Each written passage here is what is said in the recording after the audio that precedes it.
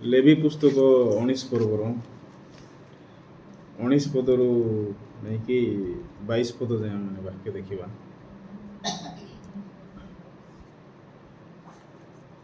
ଲେବି ପୁସ୍ତକ 19 ପର୍ବର 19 ପଦରୁ 22 ପଦ ଯାଏଁ ବାକ୍ୟ। ତୁମ୍ଭେମାନେ ଆମ୍ଭର ସକଳ ବିଧି ପାଳନ କରିବ। ତୁମ୍ଭେ ଭିନ୍ନ ଜାତୀୟ ପଶୁ ସହିତ ଆପଣା ପଶୁମାନଙ୍କୁ ସଙ୍ଗମ କରିବାକୁ ଦେବ ନାହିଁ। ତୁମ୍ଭେ ଆପଣା କ୍ଷେତ୍ରରେ ମିଶ୍ରିତ ବୀଜ ବୁଣିବ ନାହିଁ, କିମ୍ବା ଦୁଇ ପ୍ରକାର ସୂତ୍ର ମିଶ୍ରିତ ବସ୍ତ୍ର ଦେହରେ ଦେବ ନାହିଁ। ପୁଣି ମୂଲ୍ୟ ଦ୍ୱାରା ଅବା ଅନ୍ୟ ରୂପେ ମୁକ୍ତ ନୁହେଁ। ଏପରି ଯେ ସ୍ତ୍ରୀ ପ୍ରତି ବାଗ୍ଦତ୍ତା ସ୍ୱାମୀ ତାହା ସହିତ ଯେବେ କେହି ଶୟନ କରେ, ତେବେ ସେମାନେ ଦଣ୍ଡନୀୟ ହେବେ। ସେମାନଙ୍କର ପ୍ରାଣଦଣ୍ଡ ହେବ ନାହିଁ, କାରଣ ସେ ମୁକ୍ତ ନୁହେଁ। ପୁଣି ସେ ପୁରୁଷ ସଦାପ୍ରଭୁଙ୍କ ଉଦ୍ଦେଶ୍ୟରେ ସମାଗମ ତମ୍ବୁ ଦ୍ୱାର ନିକଟକୁ ଆପଣାର ଦୋଷାର୍ଥକ ବଳି ଅର୍ଥାତ୍ ଦୋଷାର୍ଥକ ମେଷ ଆଣିବ। ଆଉ ଯାଜକ ସଦାପ୍ରଭୁଙ୍କ ସାକ୍ଷାତରେ ସେହି ଦୋଷାର୍ଥକ ମେଷ ଦ୍ୱାରା ସେ ଯେଉଁ ପାପ କରିଅଛି ତାହାର ସେହି ପାପ ସକାଶେ ପ୍ରାୟଶ୍ଚିତ କରିବ। ତହିଁରେ ସେ ଯେଉଁ ପାପ କରିଅଛି ତାହାର ସେହି ପାପ କ୍ଷମା ହେବ।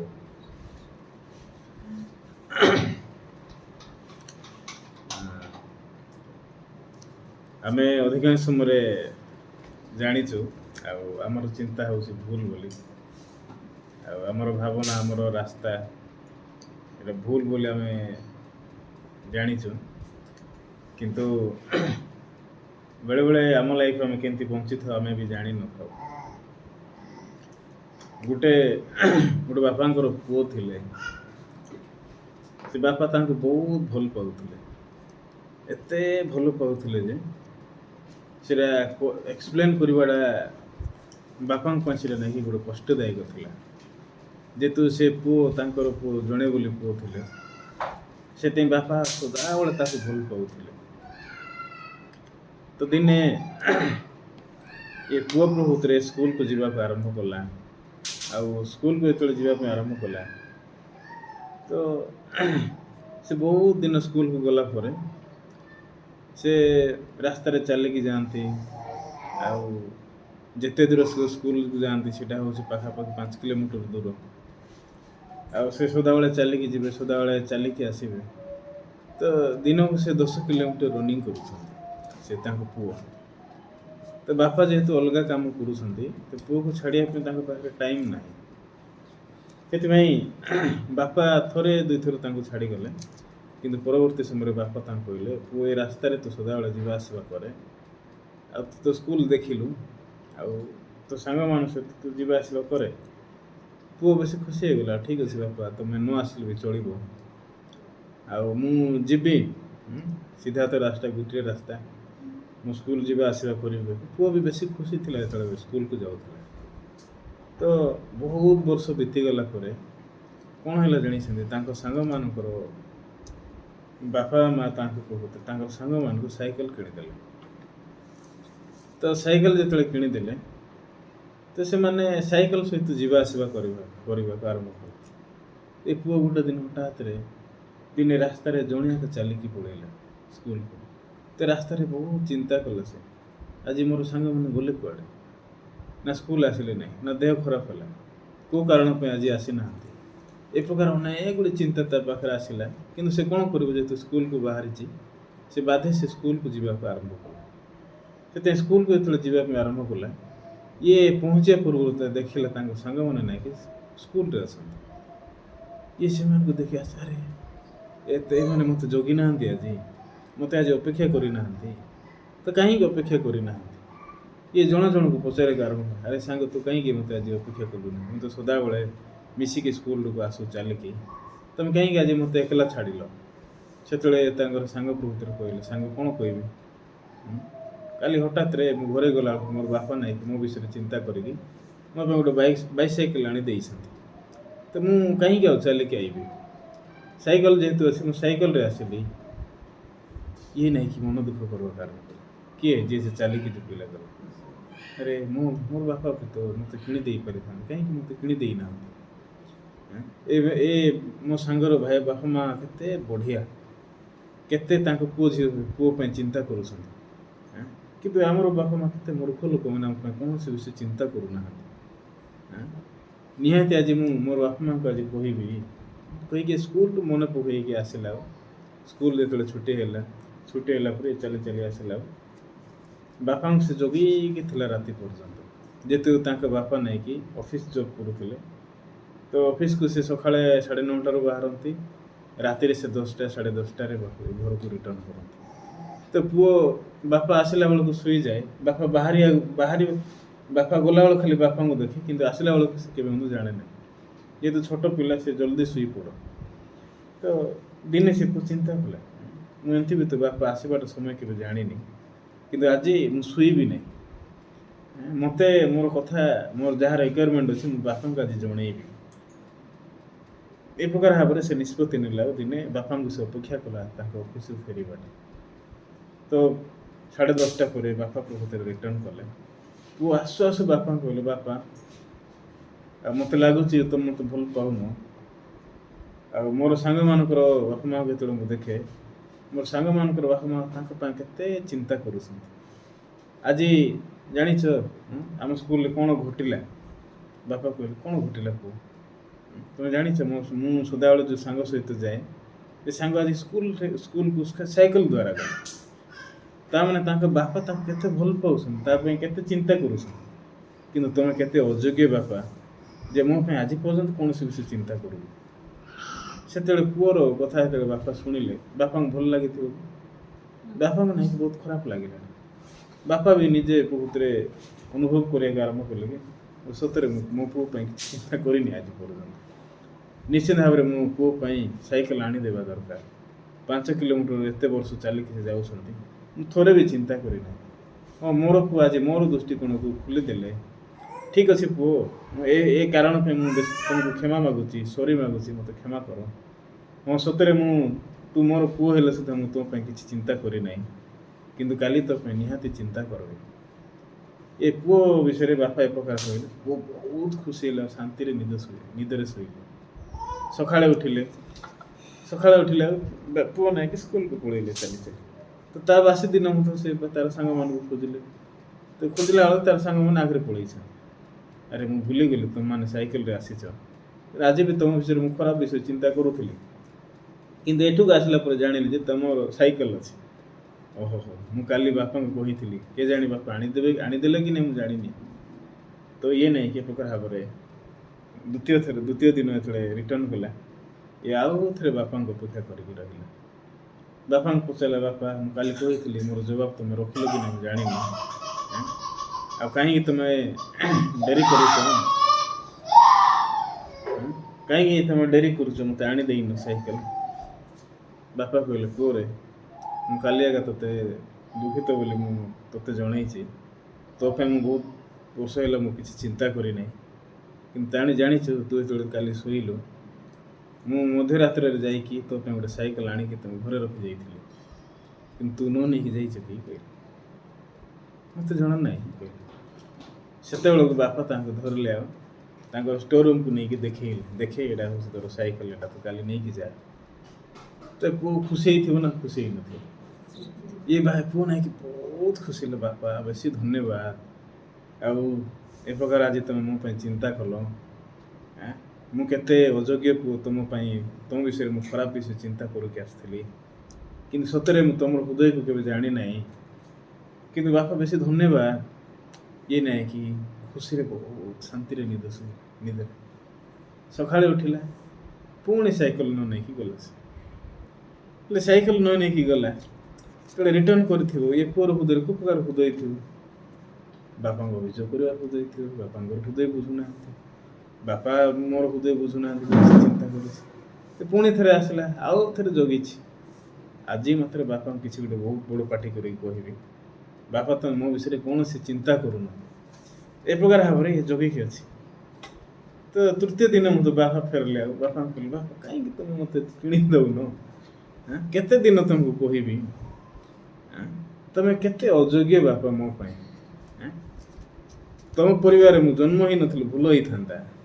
ଅଲଗା ପରିବାରରେ ଜନ୍ମ ହେଇଥିଲେ, ମୋ ସାଙ୍ଗମାନଙ୍କର ବାପାଙ୍କ ଘରେ ମୁଁ ଜନ୍ମ ହେଇଥିଲେ, କେତେ ସେମାନେ ତାଙ୍କ ପାଇଁ ଚିନ୍ତା କରୁଛନ୍ତି, ମୋ ପାଇଁ ଚିନ୍ତା କରିଥାନ୍ତେ। କିନ୍ତୁ ତମେ ମୋତେ ଭଲ ପାଉନ, ଖାଲିରେ ମୁଁ ଏଠି ଜନ୍ମ ହେଲି ତମ ଘରେ।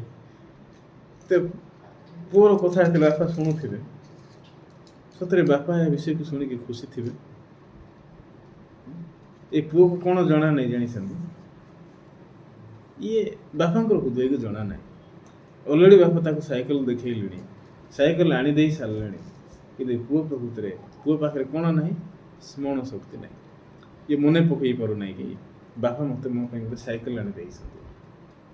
ପୁଅକୁ କିଛି ମାଡ଼ ମାରିବା ପରିବର୍ତ୍ତେ ପୁଅର ହାତ ଧରିଲା। ପୁଅ ଦୁଃଖିତ, ମୁଁ ତୋତେ କହିଥିଲି କିନ୍ତୁ ତୁ ସ୍ମରଣରେ ରଖିନୁ, ସେଇଟା ପାଇଁ ମୁଁ ବେଶୀ ଦୁଃଖିତ, କିନ୍ତୁ ତୁ ଚାଲେ, କିଛି ଗୋଟେ ତୋ ପାଇଁ ମୁଁ ଆଣିଛି ତାହା ଦେଖେଇବି। ତ ତୃତୀୟ ଦିନ ବେଳକୁ ବାପା ଆଉ ଥରେ ପୁଅକୁ ହାତ ଧରିଲେ, ଆଉ ନେଇକି ଗଲେ। ତ ବାପା ପ୍ରକୃତିରେ ପୁଅକୁ କହିଲେ, ଦେଖେ ଷ୍ଟୋରୁମ୍ରେ ମୁଁ ଅଲରେଡ଼ି 3 ଦିନ ହେଲା ମୁଁ ତୋ ପାଇଁ ସାଇକେଲ ଆଣିଛି।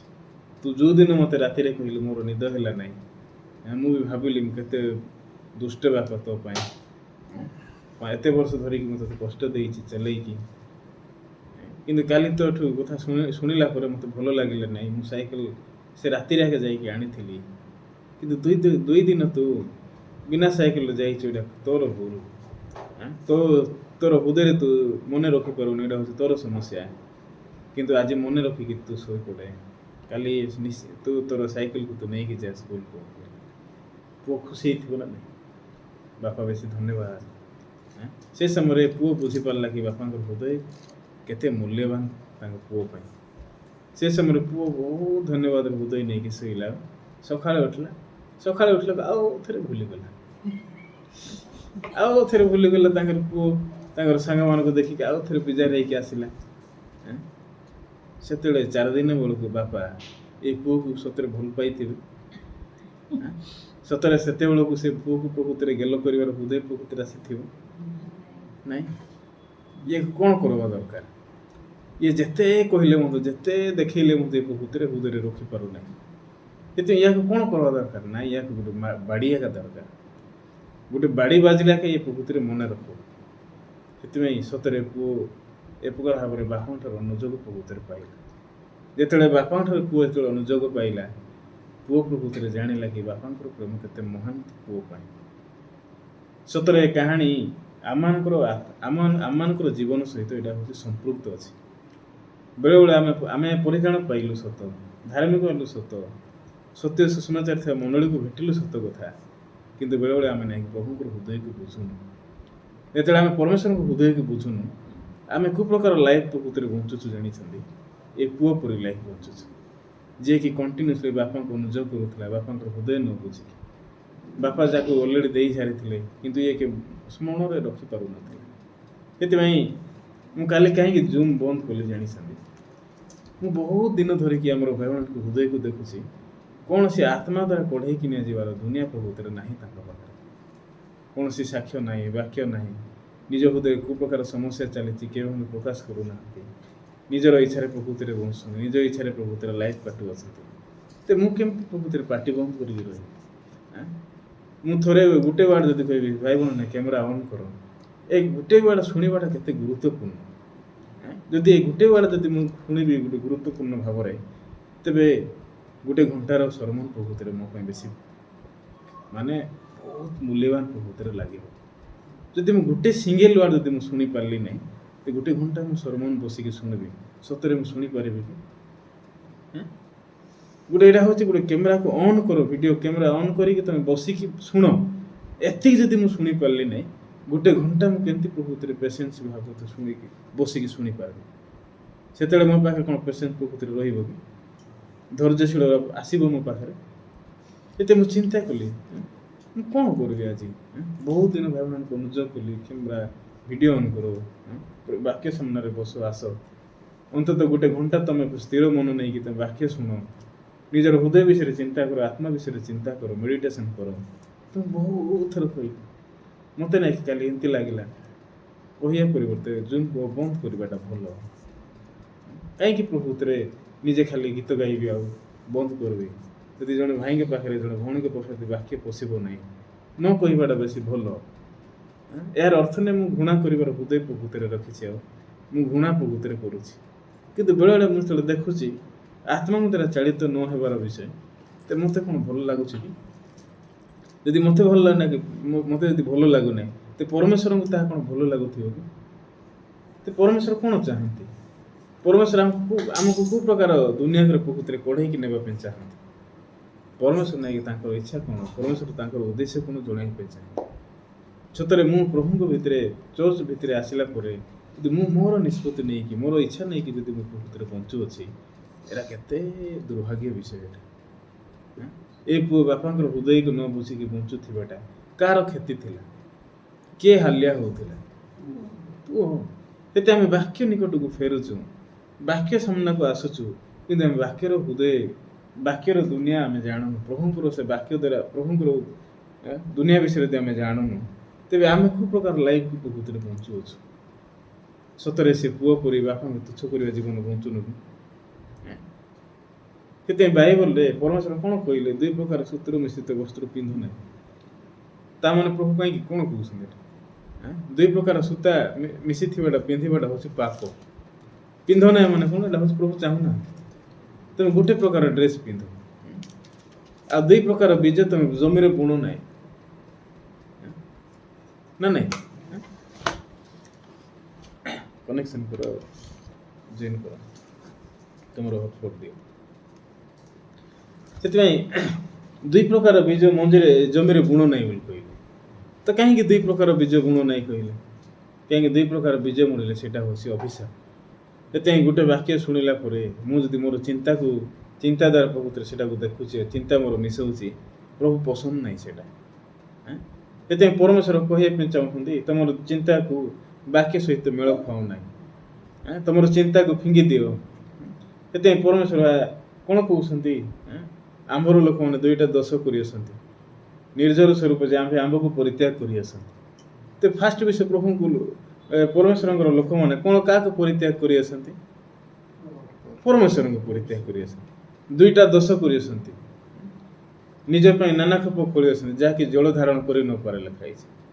କିନ୍ତୁ ଆମ ପାଖରେ ନିର୍ଜର ସ୍ୱରୂପ ଜଳ ଅଛି, ସେ ଆମ ପାଖକୁ ଆସିବା ପାଇଁ ଚାହୁଁନାହାନ୍ତି କହୁଛନ୍ତି। ତ ଲୋକମାନଙ୍କ ହୃଦୟକୁ ଦେଖିଲେ ସତରେ ବାକ୍ୟ ଦ୍ୱାରା କଢ଼େଇକି ନିଆଯିବା ପାଇଁ ଇଚ୍ଛା ଅଛି? ଚର୍ଚ୍ଚକୁ ଆସିକି ଚର୍ଚ୍ଚରେ ହୃଦୟ ଭାଙ୍ଗିକି ବଞ୍ଚିବା ପାଇଁ ଚାହୁଁଛନ୍ତି? ନାଇଁ। ଏବେ ଚିନ୍ତା କରନ୍ତୁ, ଯୋହନ ପୁସ୍ତକ 2 ପର୍ବରେ କେଉଁ ପ୍ରକାର ମାହୋଲ ଥିବ? ସେଠି ଯୀଶୁ ଅଛନ୍ତି, ଦ୍ରାକ୍ଷାରସ ସରିଗଲା, ପରିଚାରକମାନେ ବ୍ୟସ୍ତ ଅଛନ୍ତି, ଏଇଟା କେଉଁ ପ୍ରକାର ମାହୋଲ ସେଇଟା?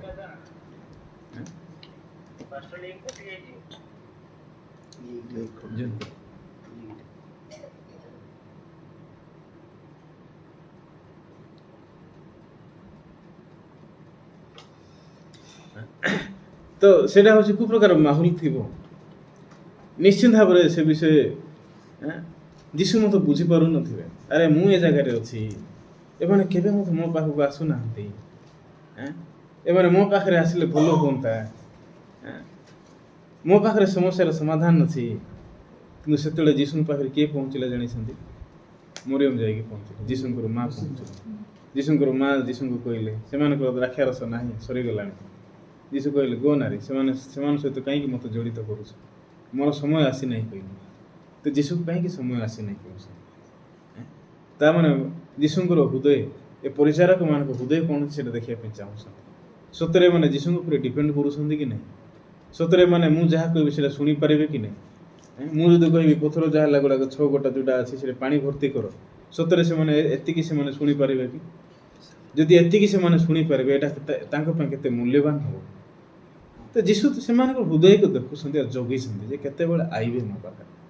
ସେଥିପାଇଁ ମରିୟମ ବୁଝିଲେ ଡାଇରେକ୍ଟଲି, ମରିୟମ ବୁଝିଲେ ଆଉ ପରିଚାରକମାନ ପାଖରେ ମରିୟମ ଗଲେ ଆଉ କହିଲେ ସେ ଯାହା କୁହନ୍ତି ତାହା କର। ସେତେବେଳେ ପରିଚାରକମାନେ ଯୀଶୁଙ୍କ ସାମ୍ନାରେ ଛିଡ଼ା ହେଲେ, ପ୍ରଭୁ ଆମକୁ କ'ଣ କରିବାକୁ ହେବ? ଯୀଶୁ କହିଲେ, ତୁମ ପାଖରେ ଯେଉଁ ପଥର ଯାହା ହେଲା ଗୁଡ଼ାକ 6 ଗୋଟା ରଖିଅଛ, ଏଇଠି 15 ପର୍ଯ୍ୟନ୍ତ ପାଣି ଭର୍ତ୍ତି କର। ଏଇଟା ଯଦି ବୁଝିବା ଦରକାର କି ପ୍ରଭୁ ପାଣି କେମିତି ଭର୍ତ୍ତି କରିବେ? ପାଣି ଦ୍ରାକ୍ଷାରସ ହେବ କେମିତି? ଆମେ ଜାଣିନୁ ପାଣି କେମିତି ଦ୍ରାକ୍ଷାରସ ହେବ, କିନ୍ତୁ ପ୍ରଭୁ ଆପଣ କହୁଛନ୍ତି ପାଣି ପକାଅ। ଆମେ ଜାଣିନୁ, ଆମେ ମୂର୍ଖ ପ୍ରଭୁ, ଆମେ ଅଜ୍ଞାନୀ ପ୍ରଭୁ, ଆମେ କେତେ ଦାମ୍ଭିକ ଆମେ ଆପଣ ଆମ ପାଖରେ ଥିଲେ ଆମେ ଆପଣଙ୍କୁ କେବେ ଅନଉନଥିଲୁ। ଯଦି ଏ ପ୍ରକାର ଭାବରେ ପ୍ରଭୁଙ୍କ ସାମ୍ନାରେ ଯଦି ଛିଡ଼ା ହେବେ, ଯୀଶୁଙ୍କ ସାମ୍ନାରେ ଛିଡ଼ା ହେବେ, ଯୀଶୁ କ'ଣ କହିବେ? ଚଳିବ ଯାଅ। ବର୍ତ୍ତମାନ ପର୍ଯ୍ୟନ୍ତ ତମେ ଆସିନଥିଲ, କିନ୍ତୁ ବର୍ତ୍ତମାନ ଆସିଲ, ଠିକ୍ ଅଛି, ମୁଁ ଏବେ ଯାହା କହିଲେ ତାହା କର। ତେବେ ପାଣି ପକାଇବାଟା କଷ୍ଟ ନା ବେଶୀ ସହଜ?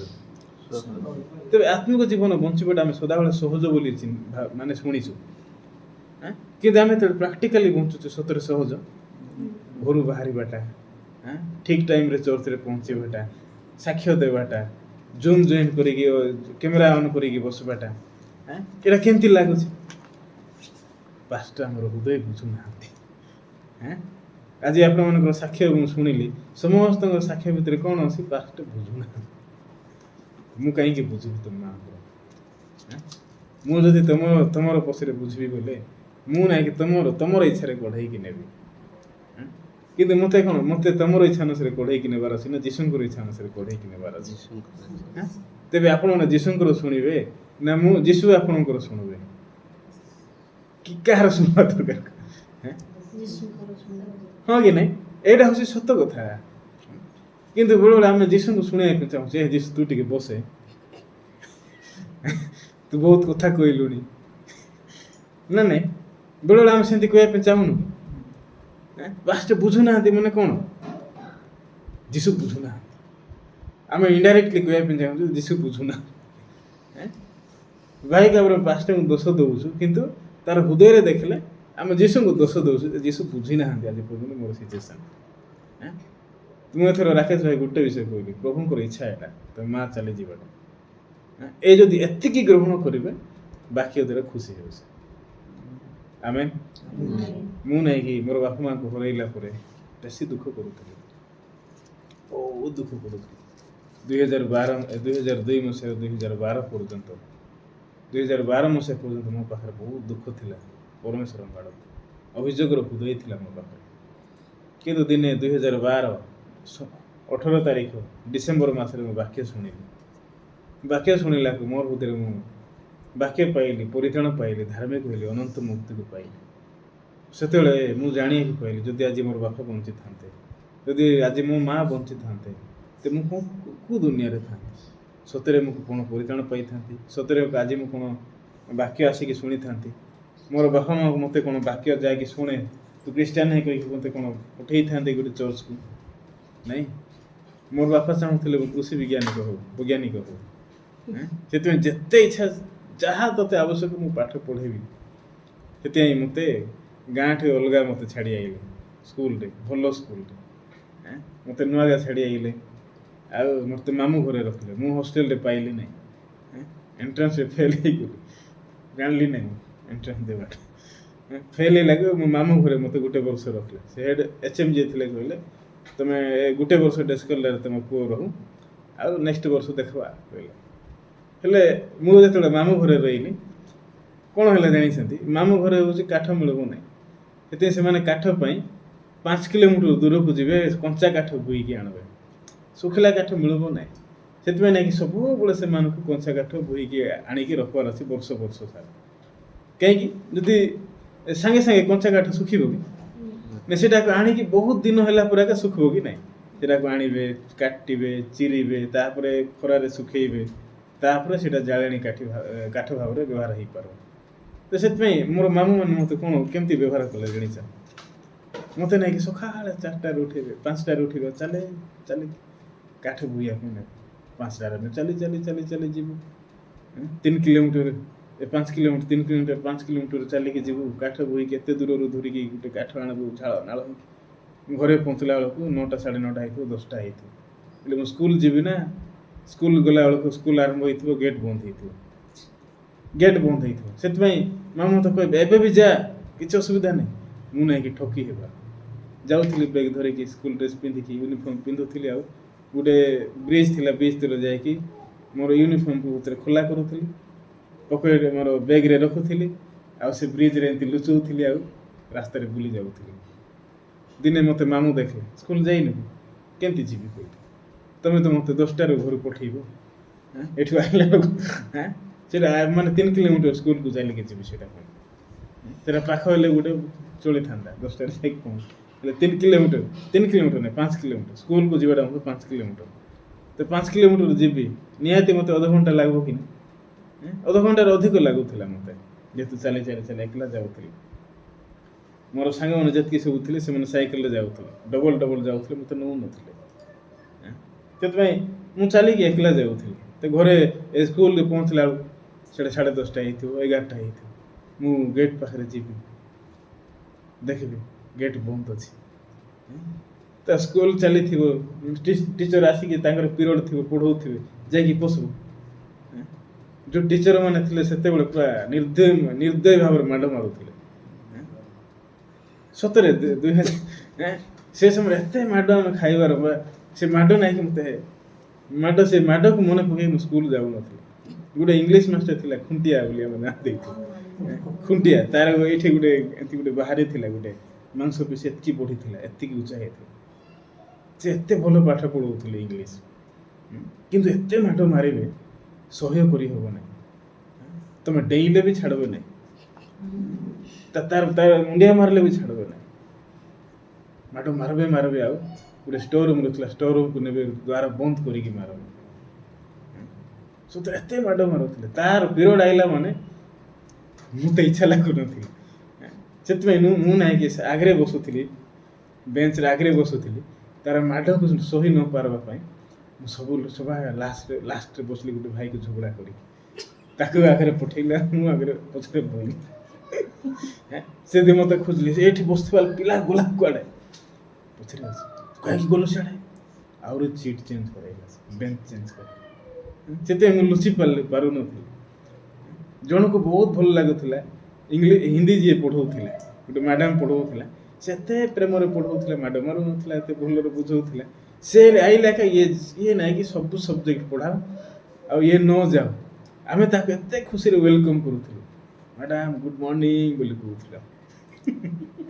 କିନ୍ତୁ ସେ ଆଇଲେ ନାଇଁ ଗୁଡ୍ ମର୍ଣ୍ଣିଂ କୁହନ୍ତୁ, ରାଗିକି ସାର୍ ଗୁଡ୍ ମର୍ଣ୍ଣିଂ ଏମିତି କହୁଥିଲୁ। କିନ୍ତୁ ସେ ମ୍ୟାଡ଼ାମ୍ ଆଇଲେ, ମ୍ୟାଡ଼ାମ୍ ଗୁଡ୍ ମର୍ଣ୍ଣିଂ ଏମିତି କହୁଥିଲୁ। ତେବେ ଆମକୁ ମଧ୍ୟ ବେଳେବେଳେ ଆମକୁ ଭଲ ଲାଗିବା ବିଷୟ ଅଛି, ଭଲ ନ ଲାଗିବା ବିଷୟ ଅଛି। କିନ୍ତୁ ଆମେ ଯେଉଁଟା ଭଲ ଲାଗୁନାହିଁ, ଜାଣିଛନ୍ତି ସେଇଟା ଆମ ପାଇଁ ବେଶୀ ଭଲ। ସେଇଟା ମୁଁ କାହିଁକି ଫେଲ୍ ହେଲି ଜାଣିଛନ୍ତି? ଏ ଟିଚର ମାନଙ୍କୁ ତୁଚ୍ଛ କରିବା ପାଇଁ। ମୁଁ ଘରେ ବି ଗଲି, ପଢ଼ିଲି ନାହିଁ, ଖାଲି ମୁଁ ମାମୁଁକୁ ଦୋଷ ଦେଲି। ସେଥିପାଇଁ ମୁଁ ନାଇଁକି ଆଜି ପର୍ଯ୍ୟନ୍ତ ମୋର ମାମୁଁକୁ ଭଲ ଲାଗିବ ନାହିଁ ମୋତେ। ମୁଁ ମୋର ମାମୁଁ ଘରେ ଏତେ ଯାଏ ନାହିଁ। ଏଇ ଗୋଟେ କାରଣ, ମୋତେ ପାଠ ପଢ଼େଇ ଛାଡ଼ିଲ ନାହିଁ, କାଠ ବୁଆଇଲ, ମୋର ବେକାର ହେଇଗଲା। ତମର ପୁଅ ବି ଭଲ ଚାକିରି କରୁଛି, ମୁଁ ଚାକିରି କରିପାରିଲି ନାହିଁ। ଆକ୍ଚୁଆଲି ସେଇଟା ଦୋଷ ନାହିଁ, ହଁ କି ନାହିଁ? ସେଇଟା ଦୋଷ ନାହିଁ। କିନ୍ତୁ ଆକ୍ଚୁଆଲି ମୁଁ ନାଇଁକି ପାଠ ପଢ଼ିବା ପାଇଁ ଚାହୁଁନଥିଲି। ମୋତେ ଗଣିତ ତ ହେଉନଥିଲା, ଜମା ହେଉନଥିଲା। ଟ୍ୟୁସନ୍ ଗଲି, ବୀଜ ଗଣିତ ତାର ସୂତ୍ର ଜାଣିବାକୁ ଗୋଟେ 21 ଦିନ ଲାଗିଲା। ଟ୍ୟୁସନ୍ ମାଷ୍ଟର ମୋତେ କହିଲେ, ତୋର ଦ୍ୱାରା ପାଠ ହେବ ନାହିଁ, କେତେବେଳେ ଅଲଗା ସବଜେକ୍ଟ ପଢ଼େଇବି କହିଲେ। ଟ୍ୟୁସନ୍ ବନ୍ଦ କରିଦେଲି। 5,000 ଆଡ଼ଭାନ୍ସ ଟଙ୍କା ଦେଇଥିଲି, 21 ଦିନ ଆগে ଯାଇଥିଲି। ମୁଁ ପଇସା ମାଗିଲିନି, ଆଜି ପର୍ଯ୍ୟନ୍ତ ମାଗିଲି ନାହିଁ। ସେ ମୋତେ ଦିନେ କାହିଁକି ଆସୁନୁ ଟ୍ୟୁସନ୍, ମୁଁ ତାକୁ ଉତ୍ତର ଦେଇନାହିଁ। ସତରେ ମୁଁ ସେମିତି ଲୋକ ଥିଲି। ମୁଁ କେବେ ବୁଝୁନଥିଲି, ମୁଁ ଟିଚର ହୃଦୟ ବୁଝୁନଥିଲି। ମୋର ମାମାଙ୍କର ହୃଦୟ ମୁଁ ଆଜି ପର୍ଯ୍ୟନ୍ତ ବୁଝି ନାହିଁ। ମୋର ବାପା ମାଆଙ୍କର ହୃଦୟ ମୁଁ କେବେ ବୁଝି ନାହିଁ। ମୋର ବାପା ବେଶୀ କଠୋର ଲୋକ ଥିଲେ। ମୁଁ ଆଜି ମୋର ଜାଫିକୁ ଦେଖିଲି, ମୋର ସାନ ବେବି ଶୋଇଥିଲା, ଶୋଉନଥିଲା, ବେଶୀ କାନ୍ଦୁଥିଲା ଯେ ମୁଁ ମୋ ଛାତି ଉପରେ ଶୋଇଲି, ଆଉ ତାକୁ ଏମିତି ହାତରେ ଏମିତି ଥାପୁଡ଼ଉଥିଲି ଶୋଉ ବୋଲି। ତ ବେବି ମୋ ଉପରେ ଆଗେ ଶୋଇଲା। ତ ସେ କେତେବେଳେ ଶୋଇଛି ମୁଁ ବି ନେଇକି ଆଖି ପଡ଼ି ଯାଇଛି ମୋର। ତ ହଠାତ୍ରେ ଚେୟାର ସାଉଣ୍ଡ ହେଲା, ଏମିତି ଦେଖିଲାକୁ ମୋ ଜାଫି, ମୋର ବଡ଼ ପୁଅ ଚେୟାର ଆଣିଛି, ଆଉ ହାତ ଏମିତି କରୁଛି। ମୁଁ ସେ ପାନମହୁରି ଆଣିଛି, ଯେତେବେଳେ ମୁଁ ପାନମହୁରି ଚୁବଉଛି, ସେଇଟା ମିଶ୍ରି ଥିବ, ଆଉ କ'ଣ ସେ ଇଏ ଯାକ ଅଛି, ପଡ଼ିଛି, ସେଇଟା କ'ଣ ମିଠା ଯାକ ପଡ଼ିଛି। ତ ସେଇଟା ପାଟିକୁ ବାଜିଲେ ମିଠା ଅଛି କି? ତ ସେଇଟା ମୁଁ ଗୋଟେ ଡବା ଆଣିଛି। ଏଇଟା ମୁଁ କେବେ ଆଣିଥିଲି, ମୋର ଦାନ୍ତ ସେ କଣା ହେଇଥିଲା, ଦାନ୍ତ ନ କାଢ଼ିଥିବା ପୂର୍ବରୁ, ଯେହେତୁ ମାନେ ପାଟିରୁ ବହୁତ ସ୍ମେଲ୍ ବାହାରୁଥିଲା, ଗନ୍ଧ ବାହାରୁଥିଲା, ଦୁର୍ଗନ୍ଧ ତ ଏଇଟାକୁ ଗନ୍ଧ ମାରିବା ପାଇଁ ମୁଁ ସେ ପାନମହୁରି ଆଣିଥିଲି। କାଲି ମୁଁ ଖାଇଲି ଆଉ କାଲି ଟିକେ ତାକୁ ଦୁଇଟା ଦେଲି ସେଇଟା ପାନମୋହରି ଦୁଇଟା ଦେଲି ଆଉ ସେ ମିଠା ତାକୁ ଖୋଜିକି 4-5ଟା ଦେଲି। ତ ସେ ନାଇକି ଦେଖିଲା ବାବା ମିଠା ରଖିକି ଖାଉଛନ୍ତି କିନ୍ତୁ ମୋତେ ଦେଉନା। ତ ଆଜି କ'ଣ କଲା ସେ ଚେୟାର ଆଣିଲା ଆଉ ହାତ ଏମିତି କରୁଛି, ହାତ ପହଞ୍ଚ ନାହିଁ। ଦେଖିଲା ହାତ ପହଞ୍ଚ ନାହିଁ, କ'ଣ କରିବି ଇଆଡ଼େ ସିଆଡ଼େ ଅନେଇଲା, ଓହ୍ଲେଇକି ଆଇଲା ଏ ଟେବୁଲରେ ପାନିଆ ଥିଲା, ପାନିଆ ଧରିକି ଆଇଲା ପାନିଆ କେମିତି କରୁଛି।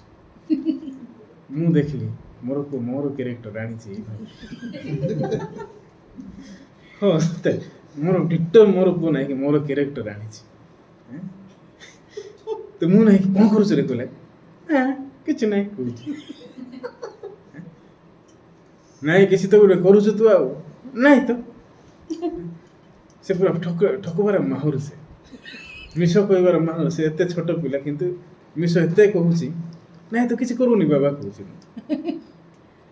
ମୁଁ ମୋର ବିଷୟ ମନେ ପକେଇଲି ଦିନେ ଆମ ଘରେ ମୁଁ ଛୋଟ ଥିଲାବେଳେ ବାପା ଥିଲେ 2002 ମସିହା ପୂର୍ବରୁ। ମୁଁ ୟା ପରେ ଏକା ଥିବି କି କ'ଣ ନା ୟାଠୁ ଟିକେ ବଡ଼ ଥିବି, 11 ବର୍ଷ କି 10 ବର୍ଷ ଥିବି ମୁଁ। ତ ସେତେବେଳକୁ ବାପା ନାଇକି ମାର୍କେଟ ଯାଇଥିଲେ। ସେଦିନ ହଳଦୀ ବିକା ହେଇଥିଲା ଆମର, ଏବେ ବି ମୋତେ ମନେ ଅଛି।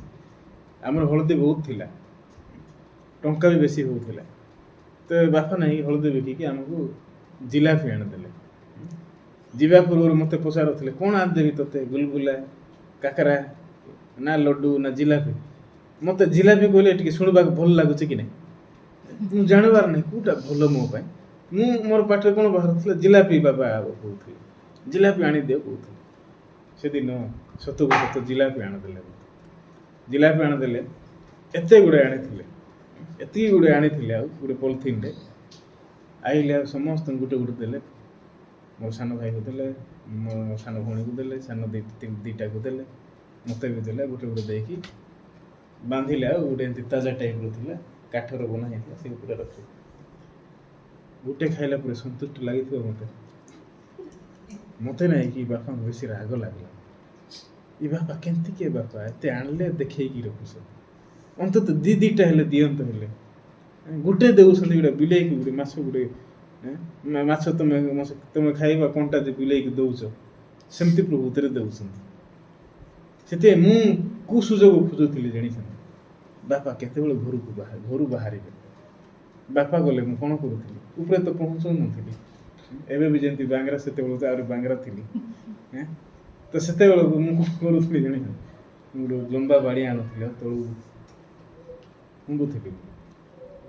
ଫୁଙ୍ଗିଲେ କ'ଣ ହେବ, ସେଇଟା ପଡ଼ିବ ତଳେ ଆଉ ପୁରା ଧୀରେ ମୁଁ ଜଙ୍ଗଲକୁ ଯାଇକି ଜଣେ ଖାଉଥିଲି। ସେଟା କାହାକୁ ଦେବାର ନାହିଁ, ଜଣେ ଖାଉଥିଲି। ଆଉ ଖାଇଲା ବେଳକୁ ମଜା, କିନ୍ତୁ ଘରକୁ ଆଇଲେ ସଜା ଅଛି, ହଁ କି ନାଇଁ। ତ ମୁଁ କ'ଣ କରିବାର, ଆମର ଗୋଟେ ଆଣ୍ଟି ଥିଲା, ତା ଘରେ ମୁଁ ପଳଉଥିଲି 2 ଦିନ 3 ଦିନ 4 ଦିନ ସପ୍ତାହଟେ ସିଆଡ଼େ ରହୁଥିଲି। ମୋ ବାପା ସିଆଡ଼େ ଆଇଲା ଆଉ ଦେଖିଲେ ଲୁଚି ଯାଉଥିଲି। ଭିତରି ଘର ଗୋଟେ ଏମିତି ଥିଲା, ଭିତରେ ଘରେ ଯାଇକି ଲୁଚିବାର। ଏମିତି ହାଣ୍ଡି ଯାକ ରଖିଥିଲେ, ଚାଉଳ ରଖିଥିଲେ, ସେ ହାଣ୍ଡି ସାଇଡ଼ରେ ଲୁଚିକି ରହିବାର। ବାପା ଯେତିକି ପର୍ଯ୍ୟନ୍ତ ଆଣ୍ଟି ଘରେ ରହିବେ ମୁଁ ବାହାରିବି ନାହିଁ। ମୋର ଆଣ୍ଟି ବି ଜାଣିବନି ଯେ ଗଲା କୁଆଡ଼େ। ଏମିତି ବେଳେବେଳେ ଗୋଟେ ଜାଗାରେ ଏମିତି ପାଳ ଗଦା ଥିବ, ସେ ଜାଗାରେ ଲୁଚିଯିବି। ନହେଲେ କଦଳୀ ବୁଦା ଥିବ, ସେ କଦଳୀ ବୁଦାରେ ଯାଇକି ଲୁଚିବି। ନହେଲେ ସେ ଭିତରେ ଘରେ ହାଣ୍ଡି ସାଇଡ଼ରେ ସେ ଅନ୍ଧାର ଥିବ କି ନାହିଁ, ସେଠି ଯାଇକି ଅନ୍ଧାରରେ ପ୍ରଭୁତରେ ଲୁଚିବି। ଏମିତିକି ଗୋଟେ ଦିନ 2 ଦିନ 3 ଦିନ 4 ଦିନ ଘରକୁ ଯିବେନି। ପରେ କ'ଣ କରିବେ, ସେ ଆଣ୍ଟିକୁ କହିକି ବାପା ପଠେଇବେ, ମୋ ପୁଅକୁ ପଠେଇ ଦିଅ, ସେ ସ୍କୁଲ ଯିବ। ତ ମୁଁ ପରେ ଧୀରେ ଧୀରେ ଡରି ଯିବି। ସେତେବେଳେ ମୁଁ କ'ଣ କରୁଥିଲି ଜାଣିଛ, ପିଲାମାନଙ୍କ ସହିତ ଯାଇକି ଚଢ଼େଇ ଶିକାର କରୁଥିଲି। ଚଢ଼େଇ ଶିକାର କଲା ପରେ ଆମ ଗାଁରେ ଜଣେ ଚାଚା ଅଛନ୍ତି, ଏ ପିପଳ ଗଛ ଜାଣିଛ, ପିପଳ ଗଛ ଅଛି, ପିପଳ ପଡ଼ିବ ମାନେ ସେଇଟା ଫଳିବ। ସେ ପିପଳ ଖାଇବା ପାଇଁ ବେଶୀ ମଜା ଲାଗିବ। ସେଇଟା ଗଛ ତ ଏତେ ଉପରେ ଚଢ଼ି ହେବ ନାହିଁ, ତ ଚଢ଼େଇ ଯାକ ଖାଆନ୍ତି ସେଇଟା। ଚଢ଼େଇ ଖାଇଲା ବେଳକୁ ବେଳେବେଳେ ନାଇଁକି ସେ ପିପଳ ତଳେ ଖସିକି ପଡ଼ିବ। ଆମେ ପିଲାମାନେ କ'ଣ କରୁ, ପତ୍ରରେ ଠୁଙ୍ଗା ବନେଇବ, ଠୁଙ୍ଗାରେ ସଂଗ୍ରହ କରିବ, ଆଉ ଯାଇକି ଗୋଟେ ଜାଗାରେ ବସେଇକି ଖାଇବ, ମଜା ଲାଗିବ ସେଟା। ଏମିତି ବସିଲା ବେଳକୁ ଗୋଟେ ଦିନ ଏମିତି ମୁଁ ସେ ଜିଲାପି ଚୁରେଇକି ଖାଇଛି, ଆଉ ଘରକୁ ଯିବା ପାଇଁ ଡରୁଛି। ଚାଚା ଜଣେ ଆଇଲା ଆଉ ଚଢ଼େଇ ପ୍ରଭୃତିରେ, ଅଠା ଦ୍ୱାରା ପ୍ରଭୃତିରେ ସେ ଏମିତି ଅଠା କାଠି ଯାକ ଲଗେଇଲେ ଅଠା କେବେ ଦେଖିଛନ୍ତି କି? ଅଠା ସେ କାଠିରେ ପ୍ରଭୁତରେ ଏତେ ଗୋଟେ ଲମ୍ବା ଲମ୍ବା କାଠି ହେଇଥିବ, ସେ ଅଠା ଲଗେଇଥିବ, ଆଉ ସେଠି ଯାଇକି ସେ ଗଛରେ ପ୍ରଭୁତରେ ଗେଞ୍ଜି ଦେଇଥିଲା। ଏ ଚଢ଼େଇ ଯାକ ଖାଇଲା ବେଳକୁ ଡିଆଁ ଡେଇଁ କରିବ କି ନାଇଁ, ବେଳେବେଳେ ସେତେବେଳେ ଲାଗିଗଲେ ଚଢ଼େଇ ନାଇକି ତଳେ ପଡୁ। ତ ଗୋଟେ ଦିନ ହଠାତ୍ ଏମିତି ଚଢ଼େଇ ଆଇଲେ, ପୁରା ବସିଲେ ଏମିତି କରିକି, ଏମିତି ଝଡ଼ି ପଡ଼ିଲେ ଚଢ଼େଇ ଯାକ। ସେ ଚାଚା କୋଉଟା ଧରବି କୋଉଟା ଜାଣିବି ଏମିତି ହେଲା। ସେ କେତେ ଧରବି, ଇଆଡ଼େ ପଡ଼ୁଛି ସିଆଡ଼େ ପଡ଼ୁଛି, ପୁରା ବର୍ଷା ପଡ଼ିଲା ବେଳେ ପଡ଼ିଲା ସେ ଚଢ଼େଇ। ସେତେବେଳେ ଆମେ ପ୍ରକୃତିରେ ଅଛୁ, ମୁଁ ନାହିଁ ଏମିତି ଧରବାଟା 3-4ଟା ଧରିଥିଲି, କିନ୍ତୁ ସେ ଚାଚା ଛଡ଼େଇଲେ ମୋତେ ଦିଅ, ମୁଁ ନାଇଁକି ଗୋଟେ ଦେଲି ନାହିଁ, ଗୋଟେ ଦେଲି ନାହିଁ, ଗୋଟେ ନେଇକି ଆମ ଘରେ ଗଲି। ତ ମୋର ବାପା ନାଇଁକି ମାଂସ ପ୍ରିୟ ଥିଲେ, ଯେହେତୁ ମୋର ବାପା ଶିକାରୀ କରୁଥିଲେ ଜଙ୍ଗଲକୁ ଯାଇକି, ସେଥିପାଇଁ ସେ ମାଂସ ପ୍ରିୟ ଥିଲେ। ତ ମୁଁ ଯେତେବେଳେ ହାତରେ ଚଢ଼େଇକି ଧରିକି ଯାଇଛି, ବାପା ଦେଖିଲା ପରେ ମୋତେ ମାଡ଼ ମାରବେ ନାଇଁ, ବାପା ବେଶୀ ଖୁସି ହେଲେ, କୋଉଠୁ ପାଇଲୁ? ନାଇଁ ଏମିତି ସେଠି ଗଛରେ ପଡ଼ିଲା ପାଇଲି। ଆସେ ଆସେ ଆସେ, ବାପା ବହୁତ ଖୁସି ହେଇଗଲେ, ଯାହା ହଉ ଶାସ୍ତି ପାଇବାରୁ ମୁକ୍ତ ହେଲି। ଏମିତି ନାଇଁକି ମୁଁ ବାପାଙ୍କୁ ଠକିବାର, ବାପା ମୋତେ ଏ ପ୍ରକାର ଭାବରେ ମୋତେ ମାଡ଼ ମାରବାର ନାହିଁ। ମୁଁ ଆଜି ମୋର ଜାଫିକୁ ଦେଖିଲି, ସେ ଧୀରେ ଚଲଉଛି। ସେଥିପାଇଁ ମୁଁ ମୋର ସ୍ତ୍ରୀ ସଦାବେଳେ କହିବେ, ତମର ପିଲାମାନେ ତମ ପରି କ୍ୟାରେକ୍ଟର, ସେମାନେ କାନ୍ଦିଲେ ବି ତମ ପରି। ସେ ସଦାବେଳେ ମୋତେ ସେମିତି ପ୍ରକୃତିରେ କହୁଛି। ମୁଁ ନାଇଁକି ଆଡ଼ମିଟ୍ କରବା ନାହିଁ, ସେମାନେ ସବୁ ତୋର କ୍ୟାରେକ୍ଟର ଆଣିଛନ୍ତି, ମୋର ନାହିଁ। ଖାଲି ମୁଁ ଜନ୍ମ ଦେଇଛି, ମୋ ବାପା ହେଇଛି, କିନ୍ତୁ କ୍ୟାରେକ୍ଟର ସବୁ ତୋର। କିନ୍ତୁ ଆଜି ମୁଁ ଦେଖିଲି ସେ ପୁରା ପ୍ରକୃତିରେ ମୋର କ୍ୟାରେକ୍ଟର, ସେ ସିଧା ଜେରକ୍ସ କପି। ସେଥିପାଇଁ ମୁଁ ବିଷୟକୁ ମନେ ପକେଇଲି। ସତରେ ପରମେଶ୍ୱର କ'ଣ କରିବା ପାଇଁ ଚାହାନ୍ତି, କେଉଁ ପ୍ରକାର ଆମକୁ କଢ଼େଇକି ନେବା ପାଇଁ ଚାହୁଁଛନ୍ତି। ପରମେଶ୍ୱର କହୁଛନ୍ତି, ତମେ ଲେଖା ହେଇଛି 19 ପଦରେ, ତୁମମାନେ ଆମ୍ଭର ସକଳ ବିଧି ପାଳନ କରିବ, ତୁମେ ଭିନ୍ନ ଜାତୀୟ ପଶୁ ସହିତ ଆପଣା ପଶୁମାନଙ୍କୁ ସଙ୍ଗମ କରିବାକୁ ଦେବ ନାହିଁ, ତୁମେ ଆପଣା କ୍ଷେତ୍ରରେ ମିଶ୍ରିତ ବୀଜ ବୁଣିବ ନାହିଁ, କିମ୍ବା 2 ପ୍ରକାର ସୂତ୍ର ମିଶ୍ରିତ ବସ୍ତ୍ର ଦେହରେ ଦେବ ନାହିଁ। ତ ପରମେଶ୍ୱର କାହିଁକି କହିଲେ ଗୋଟେ ପ୍ରକାର ଜମିରେ 2ଟା ବୀଜ ବୁଣିବ ନାହିଁ, ଆଉ 2ଟା ସୂତାରେ ତିଆରି ବସ୍ତ୍ର ତୁମେ ପିନ୍ଧିବ ନାହିଁ, ତମମାନଙ୍କ ପଶୁମାନଙ୍କ ସହିତ ଅନ୍ୟ ପଶୁ ସହିତ ସଙ୍ଗମ ହେବାକୁ ଦେବ ନାହିଁ ବୋଲି କୁହାଯାଇଛି। ତମେ ପ୍ରଭୁ କ'ଣ କହିବା ପାଇଁ ଚାହୁଁଛ? ତମେ ଯେଉଁ ବାକ୍ୟ ଶୁଣୁଛ ତା ସହିତ ତୁମର ଚିନ୍ତା ମିକ୍ସିଂ କର ନାହିଁ, ତୁମର ଚିନ୍ତାକୁ ମିଶାଅ ନାହିଁ। ସେଥିପାଇଁ ନୂଆ ଖୁମ୍ପାରେ ନୂଆ ଦ୍ରାକ୍ଷାରସ ଯେମିତି ରଖା ହେଉଛି, ପୁରୁଣା ଖୁମ୍ପାକୁ ଫିଙ୍ଗିବା ପାଇଁ ପରମେଶ୍ୱର କହୁଛନ୍ତି। ସେମିତି ଯେତେବେଳେ ପରମେଶ୍ୱରଙ୍କ ସାମ୍ନାରେ ଯେତେବେଳେ ଆମେ ହୃଦୟକୁ ଖୋଲା କରୁଛୁ, ନୂଆ ହୃଦୟ, ନୂଆ ଆଶା, ନୂଆ ବାକ୍ୟ ପରମେଶ୍ୱର ଆମମାନଙ୍କୁ ଦେବା ପାଇଁ ଚାହୁଁଛନ୍ତି। ଆମେନ୍। ସତରେ ପରମେଶ୍ୱର ଏ ବାକ୍ୟ ଦ୍ୱାରା ମୁଁ ଗୋଟେ ବିଷୟ କହିବା ପାଇଁ ଚାହୁଁଛନ୍ତି। 20ରେ ଲେଖା ହେଇଛି, ପୁଣି ମୂଲ୍ୟ ଦ୍ୱାରା ଅନ୍ୟ ରୂପେ ମୁକ୍ତ ନୁହେଁ, ଏପରି ଯେ ସ୍ୱାମୀ ପ୍ରତି ବାଗ୍ଦତ୍ତା ଦାସୀ ତାହା ସହିତ ଯେବେ କେହି ଶୟନ କରେ, ତେବେ ସେମାନେ ଦଣ୍ଡନୀୟ ହେବେ, ସେମାନଙ୍କର ପ୍ରାଣଦଣ୍ଡ ହେବ ନାହିଁ, କାରଣ ସେ ମୁକ୍ତ ନୁହେଁ। ତ ଏ ଜାଗାରେ ପ୍ରଭୁ କ'ଣ କହିଲେ? ସେ ମରିବ ନାହିଁ, କିନ୍ତୁ ମୁକ୍ତ ହବ।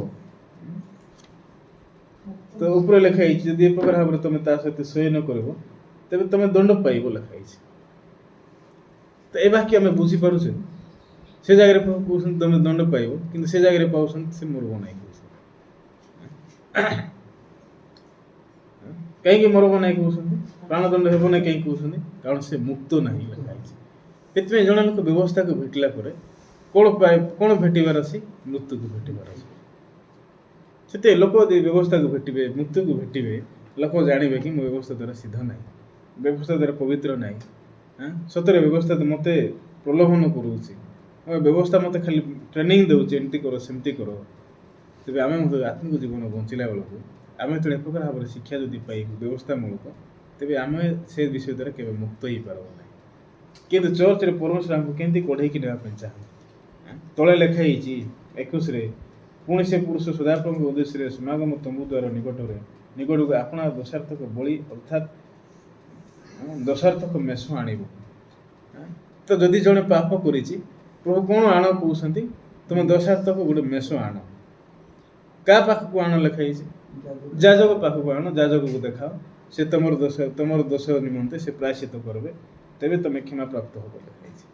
ତେବେ ଏ ଜାଗାରେ ପରମେଶ୍ୱର ଲୋକଙ୍କୁ ଦୟା ଦେବା ପାଇଁ, କ୍ଷମା ଦେବା ପାଇଁ ଜଗିଛନ୍ତି ନା ଜଗି ନାହାନ୍ତି? ଲୋକ କ'ଣ ନେବାର ଅଛି? ଖାଲି ପାପାର୍ଥକ ବଳି ନିମନ୍ତେ ମେଷ ବର୍ଷା ପ୍ରଭୁତ୍ୱର ନେବାର ଅଛି। ଗୋଟେ ମେଷ ଖାଲି ନେବାର ଅଛି ଆଉ ଯାଜକକୁ ଦେବାର ଅଛି। ଯାଜକ ସେତେବେଳେ ତା ପାଇଁ ପାପରୁ ପ୍ରାୟଶ୍ଚିତ କରିବ, ତେବେ ସେ କ୍ଷମା ପ୍ରାପ୍ତ ହବ ଲେଖା ହେଇଛି। ସେଥିପାଇଁ ବାଇବଲରେ କ୍ଷମା ପାଇବାଟା, ଖୁସି ହେବାଟା, ଆନନ୍ଦ ପାଇବାଟା ଏଇଟା ନାହିଁ କି ପ୍ରଭୁ ଯୀଶୁ ଖ୍ରୀଷ୍ଟଙ୍କ ଭିତରେ ଅଛି। ପରିତ୍ରାଣ ପାଇଲା ପରେ ପରମେଶ୍ୱର ଆମମାନଙ୍କୁ କେଉଁ ରାସ୍ତାରେ ନେବା ପାଇଁ ଚାହାନ୍ତି, ପରିତ୍ରାଣ ପାଇଲା ପରେ ଆମେ କେଉଁ ରାସ୍ତାରେ ଯିବା ଦରକାର ପ୍ରଭୁ ସେ ବିଷୟକୁ ମଣ୍ଡଳୀ ଦ୍ୱାରା ଆମମାନଙ୍କୁ ଦେଖାଉଛନ୍ତି। କିନ୍ତୁ ବେଳେବେଳେ ଶୈତାନ ଆମ ଲାଇଫରେ କାର୍ଯ୍ୟ କରୁଛି। ଇସ୍କାରିୟତ ଯିହୁଦାର ଲାଇଫରେ ଶୈତାନ କାମ କରେ। ଦିନେ ଇସ୍କାରିୟତ ଯିହୁଦାକୁ ଶୈତାନ ସଂକଳ୍ପ ଦେଲା, ଅଭିଳାଷକୁ ଦେଲା। ତୁ 30 ଟଙ୍କା ରୂପ ମୁଦ୍ରା ପାଇଁ ଯୀଶୁଙ୍କୁ ବିକିଲେ କେତେ ତୁ ଧନୀ ହବୁ, କେତେଟା ତୁ ଅଧିକ ଟଙ୍କା ନ ପାଇବୁ। ତ ଇସ୍କାରିୟତ ଯିହୁଦା କ'ଣ ଦେଖିଲା? ଯୀଶୁଙ୍କ ପଛରେ ଯାଉଛି ଯେ ଲାଭଟା କ'ଣ ହେବ? ଏ ପ୍ରକାର ଭାବରେ ବିକିଲେ କିଏ ଦେଖିବ, କିଏ ଜାଣ? ଦିନେ ଇଏ ଯିହୁଦୀମାନଙ୍କ ହସ୍ତରେ ସମର୍ପଣ କରୁଛି, ଯୀଶୁଙ୍କୁ ଚୁମ୍ବନ ଦେଉଛି, 30 ଟଙ୍କା ପ୍ରଭୁତ୍ୱରେ ସେମାନଙ୍କଠାରୁ ଗ୍ରହଣ କରୁଛି। ସତରେ 30 ଟଙ୍କା ପାଇଲା ପରେ ଇସ୍କାରିୟତ ଯିହୁଦା ଜଣେ ଖୁସି ଅଛି? ନାଇଁ। ସତରେ ଆମେ ଆମର ଅଭିଳାଷ ଯେତେବେଳେ ପାଇବୁ, ଆମର ଅଭିଳାଷକୁ ଆମେ ପୂର୍ଣ୍ଣ ଯଦି କରିବୁ, ଯଦି ଆମ ହୃଦୟରେ ଯଦି ପ୍ରଭୁଙ୍କର ହୃଦୟ ନାହିଁ, ଆମେ ଖୁସି ହେଇପାରିବୁ କି? ନାଇଁ। ସତରେ ଇଏ ଅଭିଳାଷକୁ ରଖିଲା, ପାଇଲା, କିନ୍ତୁ ଖୁସି ହେଇପାରିଲା ନାହିଁ। ସତରେ ଇଏ ଏ ପ୍ରକାର ଭାବରେ ଦୋଷାରୋପ ନ ନେଇକି ଦିନେ ଯୀଶୁଙ୍କ ପାଖରେ ଯଦି ଛିଡ଼ା ହେଇଥାନ୍ତା, ପ୍ରଭୁ ଯୀଶୁ ଖ୍ରୀଷ୍ଟ ମୁଁ କେତେ ଦୁଷ୍ଟ ଲୋକ, ତମ ପଛରେ ମୁଁ 3.5 ବର୍ଷ ଧରିକି ଯାତ୍ରା କଲି, କିନ୍ତୁ କିଛି ହୃଦୟ ମୁଁ ପାଇଲି ନାହିଁ। ପ୍ରଭୁ ମୁଁ ତମ ହୃଦୟ ବିଷୟରେ ମୁଁ ଜାଣିପାରିଲି ନାହିଁ। ମୋ ପାଖରେ ଶୈତାନ ସଂକଳ୍ପ ଜାତ କଲା, ତାକୁ ଜିତି ପାରିଲି ନାହିଁ, ଅତିକ୍ରମ କରିପାରିଲି ନାହିଁ। ମୁଁ 30 ଟଙ୍କାକୁ ଲୋଭ କରିକି ମୁଁ ଆଜି ଆପଣଙ୍କୁ ବିକ୍ରୟ କଲି, କେମିତି ବାହାରିବି ମୋତେ ଜଣା ନାହିଁ। କ'ଣ ମୋତେ କରିବାକୁ ହବ? ତ ଯୀଶୁ ସେ ଜାଗାରେ ବାକ୍ୟ ଦେଇନଥାନ୍ତେ କି, ଏ ମୂର୍ଖ, ଏଇଟା ତୁ ବିକ୍ରୟ କଲୁ, ସେମିତି ନାହିଁ। ପରମେଶ୍ୱର ଶୈତାନକୁ ଆଲାଉ କଲେ ତୋ ଦ୍ୱାରା ମୋତେ ବିକ୍ରୟ କରିବା ପାଇଁ। ଆଜି ଶୈତାନ ମଧ୍ୟ ପରମେଶ୍ୱରଙ୍କ ଅଣ୍ଡରରେ ଅଛି। ସ୍ୱର୍ଗରୁ ପ୍ରଦତ୍ତ ନହେଲେ କିଛି ହେବ ନାହିଁ। ଏଇଟା ପ୍ରଭୁଙ୍କର ଇଚ୍ଛା। ଶୈତାନ ତୋ ଦ୍ୱାରା ମୋତେ ସମର୍ପଣ କରିବା ପାଇଁ ବନେଇଛି। ଏଇଟା ତୁ କରିନି, ତୁ ଶୈତାନ କରିଛି। ଯଦି ଯୀଶୁଙ୍କଠାରେ ପ୍ରକାର ସୌଭାଗ୍ୟତା ପାଇଥାନ୍ତା, ଇଏ ମୁକ୍ତ ହେଇଥାନ୍ତା କି ନାହିଁ? ତେବେ ଇଏ କ'ଣ ଦିନେ ଫାଶୀ ହେଇକି ମରିଥାନ୍ତା କି? ନାଇଁ। କିନ୍ତୁ ଇସ୍କାରିୟତ ଯିହୁଦାର ହୃଦୟ ଦେଖିବା କହିଲେ, ଇଏ ଏ ପ୍ରକାର ହୃଦୟ ନେଇକି ଯୀଶୁଙ୍କ ସାମ୍ନାରେ ଛିଡ଼ା ହେଉଛି? ନାଇଁ। ଏ ପ୍ରକାର ହୃଦୟ ନେଇକି ଯୀଶୁଙ୍କ ପାଖରେ ଛିଡ଼ା ହେଉନାହିଁ, କିନ୍ତୁ ଉଲ୍ଟା ପ୍ରଭୁତ୍ୱରେ ସେ କ'ଣ କହୁଛି? କ'ଣ କରିବି? ଯୀଶୁ ନିର୍ଦ୍ଦୋଷ, ମୁଁ ନିର୍ଦ୍ଦୋଷ ରକ୍ତକୁ ସମର୍ପଣ କଲି, ମୁଁ ପାପ କଲି। ଇଏ ଶୈତାନକୁ ଦୋଷ କଲା କି? ଶୈତାନକୁ ଦୋଷୀ ଦେଲେ? ନାଇଁ। ବେଳେବେଳେ ଆମେ ମଧ୍ୟ ନିଜ ହୃଦୟରେ ଆତ୍ମିକ ଜୀବନ ବଞ୍ଚି ପାରୁନୁ, ଆମେ କ'ଣ ଶୈତାନକୁ ଦୋଷ ଦେଇକି ବଞ୍ଚୁଛୁ କି? ନାଇଁ। ଆମେ କ'ଣ କହୁଛୁ? ଆରେ ମୁଁ ଭଲରେ ବଞ୍ଚି ପାରୁନାହିଁ, ସାକ୍ଷ୍ୟ ଦେଇପାରୁନାହିଁ। କାହିଁକି ଦେଇପାରୁନୁ? କ'ଣ ପାଇଁ ସାକ୍ଷ୍ୟ ନାହିଁ? ବାକ୍ୟ କାହିଁକି ନାହିଁ? ଯଦି ଆମେ ସେତିକି ଯଦି ଖୋଜିବୁ, ଆମେ ନେଇକି ଶୈତାନ ଦ୍ୱାରା ଗ୍ରାସ ହେଇଛି, ଆମେ ଜାଣୁ। ଶୈତାନ ଅଲରେଡି ଆମକୁ ଗିଳି ସାରିଛି। ଦିନେ ଆଦମ ବା ପରମେଶ୍ୱରଙ୍କ ଦ୍ୱାରା ସୃଷ୍ଟି ହେଲେ, ଭଲ ମନ୍ଦର ଫଳ ଖାଇଲା ପରେ ଦିନେ ପରମେଶ୍ୱରଙ୍କ ଠାରୁ ପୃଥକ ହେଲେ। ପରମେଶ୍ୱର କେବେ ଘୃଣା କଲେ? ନାଇଁ, ତମେ ଆମର ଛୁଆ ନାହିଁ କହିଲେ କି? ନା ପରମେଶ୍ୱର ନିଜେ ଆଦମ ହବାଙ୍କ ପାଇଁ ନୈବେଦ୍ୟ ଉତ୍ସର୍ଗ କଲେ। ଆଦମ ମରିବା ଜାଗାରେ ପଶୁ ମରିଲା, ଚର୍ମର ବସ୍ତ୍ର ଆଣିକି ଆଦମ ହବାଙ୍କୁ ପରମେଶ୍ୱର ପିନ୍ଧେଇଲେ ନା ପିନ୍ଧେଇଲା? ଆଦି ପୁସ୍ତକ 5 ପର୍ବ ଯଦି ଦେଖିବେ, ପରମେଶ୍ୱର ଆଦମ ହବାକୁ କ'ଣ କହିଲେ ଜାଣିଛନ୍ତି? ଟିକେ ଦେଖନ୍ତୁ ଆଦି ପୁସ୍ତକ 5 ପର୍ବ।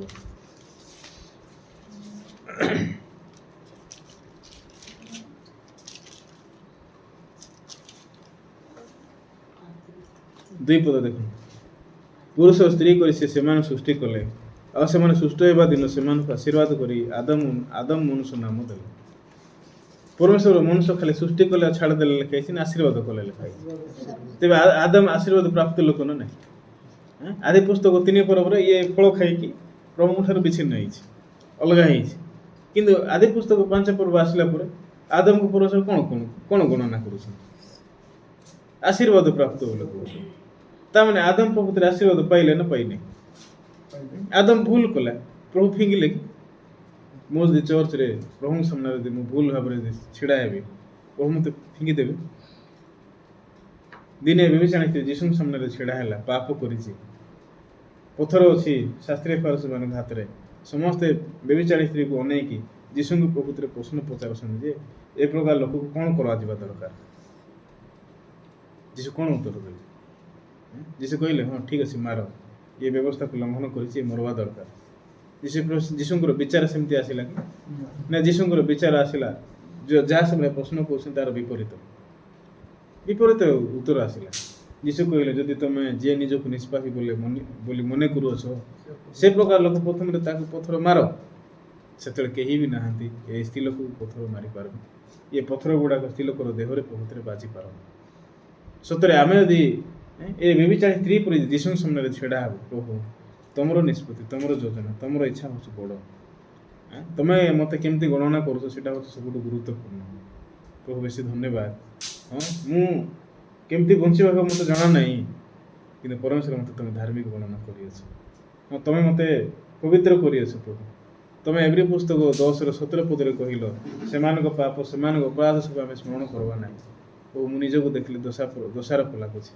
ମୋର ଜୀବନକୁ ଦେଖିଲେ ମୁଁ ନିଜକୁ ଦୋଷୀ ସାବ୍ୟସ୍ତ ମନେ କରୁଅଛି, କିନ୍ତୁ ପରମେଶ୍ୱର ତମେ ମୋତେ ମନେ ପକାଉନ, ମୋର ପାପକୁ ତମେ ଧରିନ।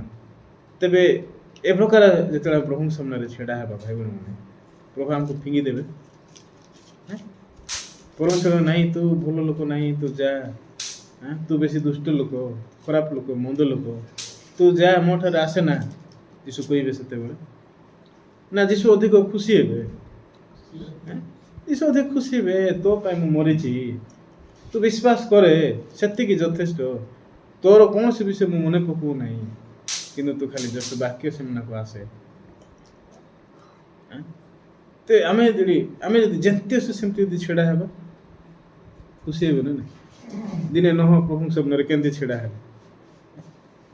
ନହ ଜଳପାବନ ସରିଲା ପରେ କୃଷିକର୍ମ ନହ ପ୍ରକୃତରେ କଲେ। ଦିନେ ହାଲିଆ ହେଇକି ନହ ଟିକେ ଦ୍ରାକ୍ଷାରସ ପାନ କଲେ, ଆଉ ମାତାଲ ହେଇକି ପଡ଼ିଲେ, ବିବସ୍ତ୍ର ହେଇକି ପଡ଼ିଲେ ଲେଖା ହେଇଛି। ଏ ନହର ପୁଅମାନେ 3ଟା ଅଛି, ସେମ୍, ହାମ୍, ଜାଫେତ ଅଛନ୍ତି।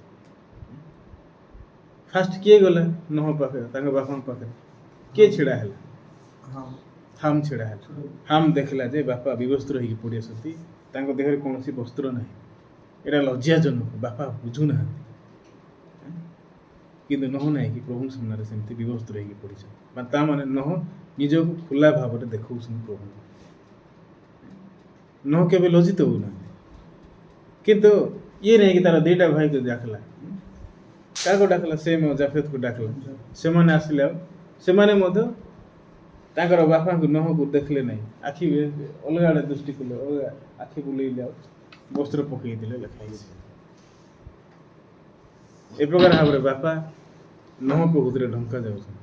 ଠିକ୍ ସେହିପରି ପରମେଶ୍ୱର ଆମମାନଙ୍କୁ ମଧ୍ୟ ଆମର ପାପକୁ ଦୋଷ ଧରୁନାହାନ୍ତି, ଆମର ପାପକୁ ମନେ ପକାଉନାହାନ୍ତି।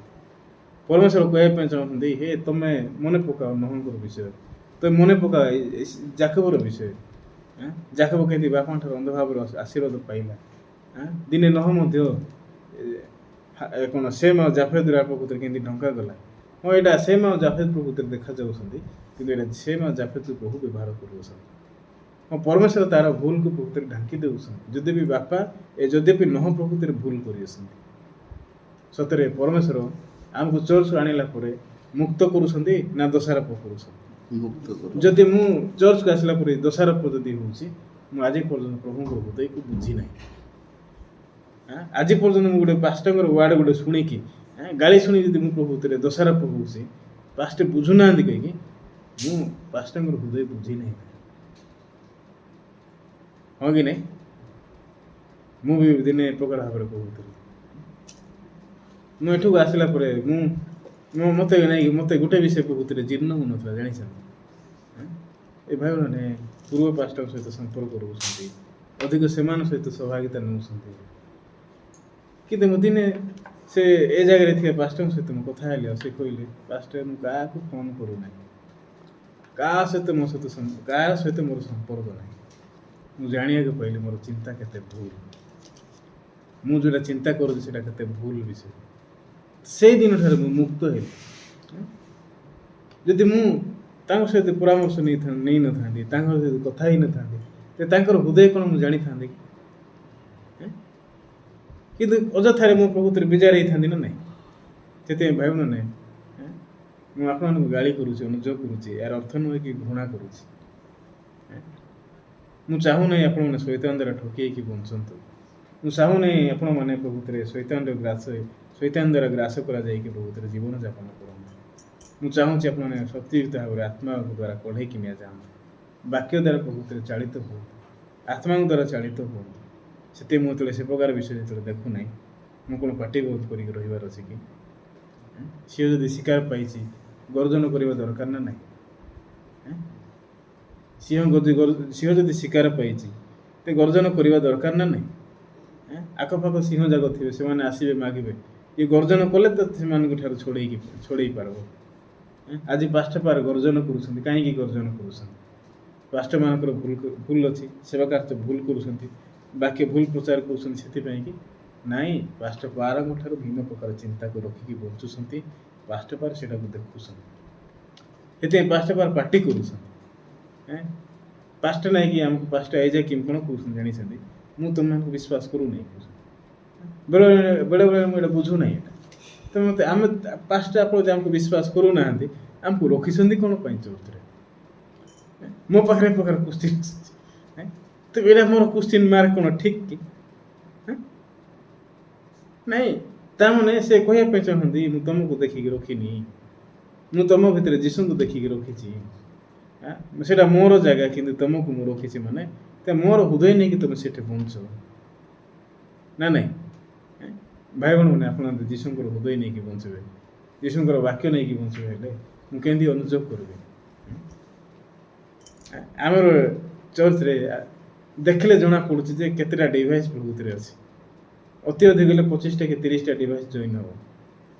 ମୁଁ ବେଳେବେଳେ ଦେଖୁଛି, ଭାଇମାନେ କହୁଛି କ୍ୟାମେରା ଅନ୍ କର, ଭିଡ଼ିଓ ଅନ୍ କର, ବାଇବଲ ଧରିକି କ୍ୟାମେରା ସାମ୍ନାରେ ବସିକି ଅନ୍ତତଃ 1 ଘଣ୍ଟା କି 30 ମିନିଟ୍ କି 40 ମିନିଟ୍ ତୁମେ ଷ୍ଟେବୁଲ୍ରେ ଈଶ୍ୱରଙ୍କ ବାକ୍ୟକୁ ଧ୍ୟାନ କର, ମେଡ଼ିଟେସନ୍ କର, ଚିନ୍ତା କର।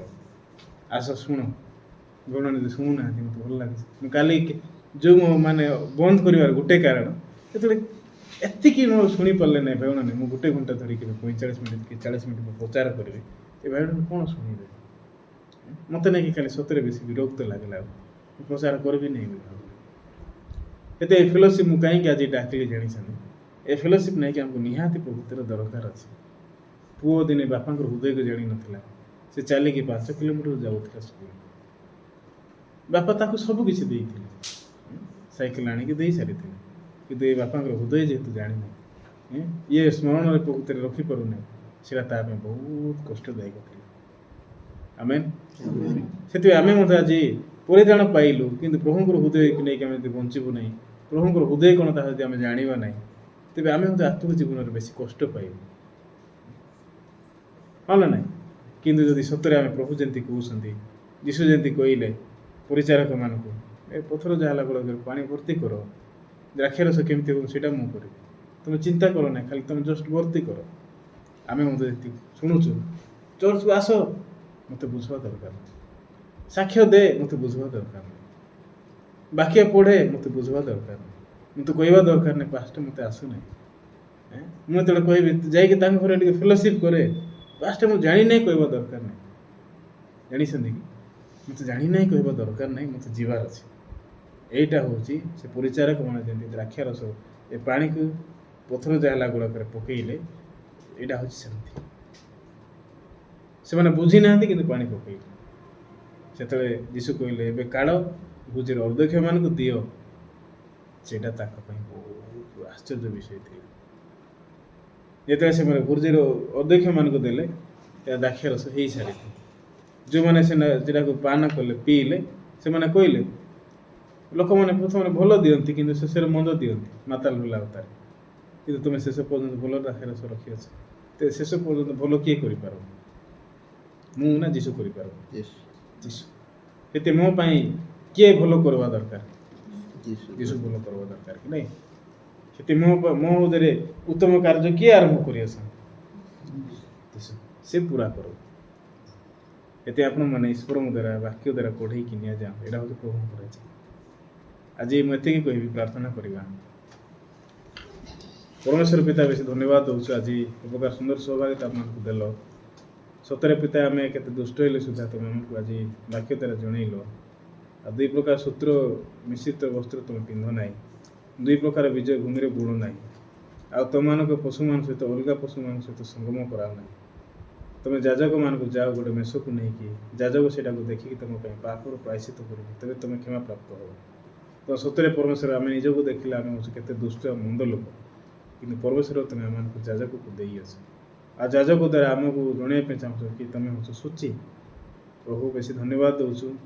ए 2000 मसीहा पूर्व जगत मध्य जीशुख्रीष्ट आसिले आमर पाप को से बहन कले, आमको धार्मिक गणना कले। आम किसी भी करूँ किंतु जस्ट खाली आम ग्रहण कलु, विश्वास कलु, आम आमेन कहलु, से यथेष्ट था।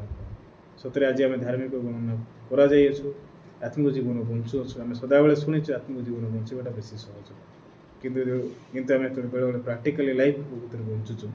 आमको कौन से विषय प्रकृति सहज लगे, किंतु परमेश्वर आमको से जगह समस्त शक्ति को तुम दे सारी अच्छे। आशा करे परमेश्वर समस्त विषय तुम हस्ते समर्पण कर आत्मा द्वारा आम भाई भौणी मान जमी शक्तियुत भाव आगे बढ़े से प्रकार तुम कढ़े कि तुम्हें चालक पालक हो जीवन कार्य कर। प्रत्येक अभाव समस्या को तुम पूरण कर, अनुग्रह दया देकी लाइफ तुम कार्य कर। आम चर्च को तुम्हें उन्नत कर, वृद्धि कर। परमेश्वर एति तुम प्रतिज्ञा दीछ से बेस धन्यवाद दूँ। प्रार्थना शुणिल नाजरेत यीशु नाम मांगुछि।